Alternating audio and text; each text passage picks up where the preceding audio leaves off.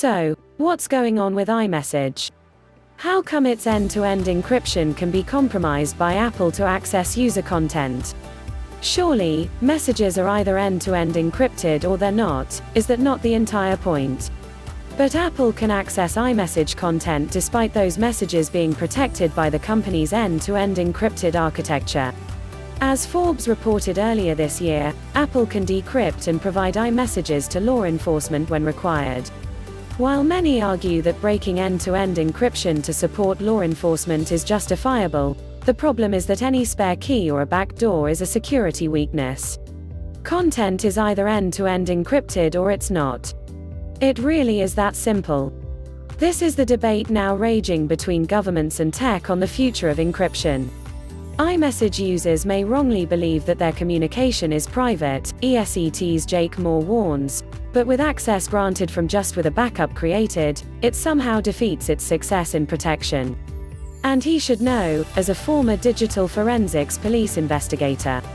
Messaging platforms often mention privacy at the core of their design, but backdoor access can come from a small number of directions.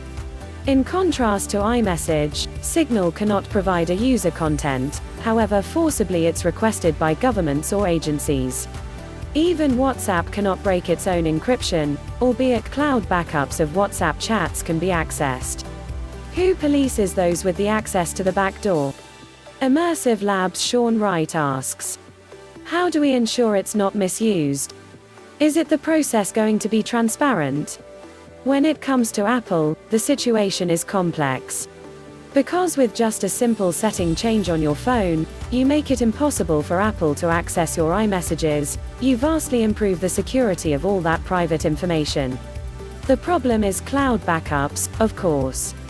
With WhatsApp, users can enable or disable a cloud backup to restore their chat histories if they lose or change their phones.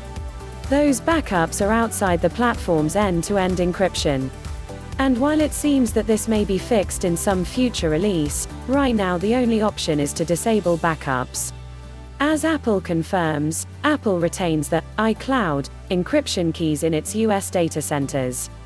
iCloud content, as it exists in the customer's account, may be provided in response to a search warrant issued upon a showing of probable cause or customer consent. If there's no iMessage encryption key in the data center, this doesn't happen. iMessage is much more complex than WhatsApp. Apple users can run messages in iCloud, which provides seamless, synchronized messaging between all their devices.